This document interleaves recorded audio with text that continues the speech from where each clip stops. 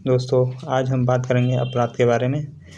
उसके बारे में कुछ पढ़ेंगे, जैसे कि अपराध के विधिक उपबंध, अपराध की परिभाषा, अपराध के आवश्यक तत्व और अपराध के चरण। तो बात करते हैं हम अपराध के विधिक उपबंध की, जो कि भारतीय न्याय संहिता द्वारा 23 की धारा 2 के उपखंड 24 में अपराध को वर्णित किया गया है। इससे पहले पूर्व में भारतीय दंड संहिता 1860 में धारा 40 को अपराध की परिभाषा के रूप में जगह दी गई थी, जो कि अब समाप्त कर दी गई है। अपराध की परिभाषा अधिनियम के तहत बात करें तो कुछ इस प्रकार की है कि अपराध विधि द्वारा दंडनीय कार्य है, क्योंकि ये अधिनियम द्वारा निषिद्ध है और लोकहित के लिए हानिकारक है। ये परिभाषा बहुत विस्तृत है, क्योंकि ऐसी कोई भी चीज़ जो लोकहित के लिए हानिकारक है अपराध हो सकती है। विभिन्न विद्वानों द्वारा अपराध की परिभाषा की बात करेंगे तो हम बेंथम के अनुसार अपराध की परिभाषा को देखते हैं तो अपराध वह है जिन्हें विधानांगों ने अच्छे या बुरे कारणों से निषिद्ध कर दिया है की प्रकृति का हो। यदि उपयोगिता के नियम के अनुसार सर्वश्रेष्ठ संभावित विधि के अन्वेषण के लिए प्रश्न सैद्धांतिक शोध से संबंधित है, तब ऐसे कार्यों को जो किसी बुराई के कारण अथवा उसे उत्पन्न करने की संभावना के कारण निषिद्ध किए जाने चाहिए, हम ऐसे कार्यों को अपराध की संज्ञा दे सकते हैं।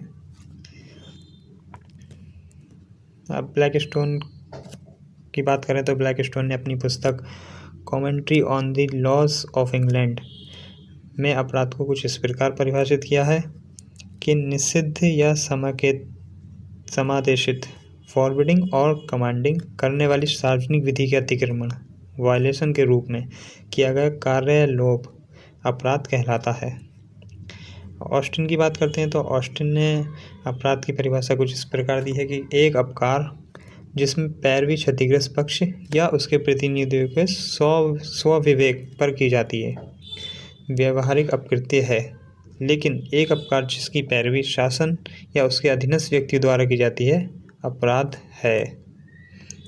ये परिभाषा ऑस्टिन के अनुसार दी गई थी। अब आगे चलते हैं। आगे हम बेंथम के अनुसार परिभाषा को देखते हैं तो अपराध इसे ऐसा दोष है, ये थोड़ा टाइपिंग मिस्टेक हो गई है। अपराध ऐसा दोष है जिनमें अनुशास्ती सैंक्शन दंडात्मक होती है, पनिशेबल होती है, जो किसी सामान्य व्यक्ति द्वारा क्षम्य नहीं है। कोई साधारण व्यक्ति जिस कार्य को क्षम न करे, ऐसे अपराध की बात हो रही है। यदि अगर वह क्षम्य है तो केवल सम्राट द्वारा, मतलब सरकार, यहाँ सम्राट से तात्पर्य हमारा सरकार का हो सकता है।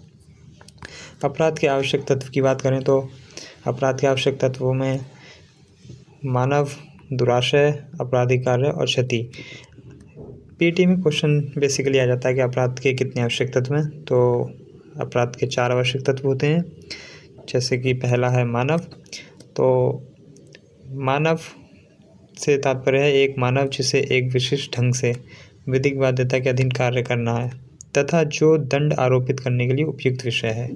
अपराध के आवश्यक तत्व में सबसे पहला आवश्यक तत्व मानव होता है कि एक ह्यूमन बीइंग होना चाहिए, क्योंकि जब तक अगर मानव नहीं है तो वो जानवर अपराध कर नहीं सकते, जीव जंतु तो मानव ही कर सकता है, इसलिए सबसे पहला आवश्यक तत्व मानव है।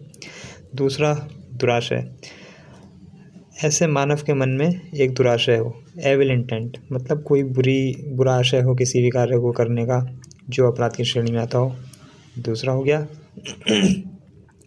तीसरा आपराधिक कार्य और ऐसा आशय, ये इस आशय की बात हो रही है दुराशय से, ऐसा आशय को पूरा करने के लिए, मतलब अपने दुराशय को पूरा करने के लिए किया गया कोई कार्य, ये अपराध का आवश्यक तत्व है तीसरा। चौथा है ऐसा कार्य द्वारा किसी दूसरे मानव या संपूर्ण समाज को हुई एक क्षति। तो अपराध के 4 आवश्यक तत्व हैं, मानव, दुराशय, आपराधिक कार्य और क्षति। अब बात करते हैं अपराध के आवश्यक चरणों की। तो अपराध के आवश्यक चरणों में आशय, तैयारी, प्रयत्न और अपराध का निष्पादन आते हैं। आशय से तात्पर्य यह अपराध करने की मानसिक इच्छा, जो कि दुराशय को ही बताता है। ये खुद से दंडनीय नहीं होता है जब तक कि इसे किसी कार्य में नहीं बदला जाए। सपोज दैट हम कुछ मन में जो है दुराशा लिए बैठे हैं, लेकिन जब तक हम उसे पूरा नहीं करते हैं तब तक वो अपराध की श्रेणी में नहीं आएगा, क्योंकि हमने सिर्फ सोच रखा है, ना कि उसको निष्पादन कर दिया है। दूसरा चरण है तैयारी का, जो अपराध करने के लिए आवश्यक साधनों को एकत्रित करना या योजना बनाना शामिल है, जैसे कि हथियार खरीदना या जगह का निरीक्षण करना। तीसरा है प्रयत्न। प्रयत्न में हम अपराध करने की कोशिश करना सामान्यतः मानते हैं, चाहे फिर वह अपराध सफल हुआ हो या ना हुआ हो। चौथा और अंतिम चरण होता है अपराध का निष्पादन, जिसमें अपराध का पूर्ण होना या ना होना सम्मिलित है, जैसे कि किसी की हत्या करना या चोरी करना। अगर सफल हो जाते हो इसमें तो अपराध का पूर्ण होना मान लिया जाता है, अगर नहीं होते हो तो यह अपराध के तीसरे चरण में गिरता है, जिसे हम प्रयत्न बोलते हैं।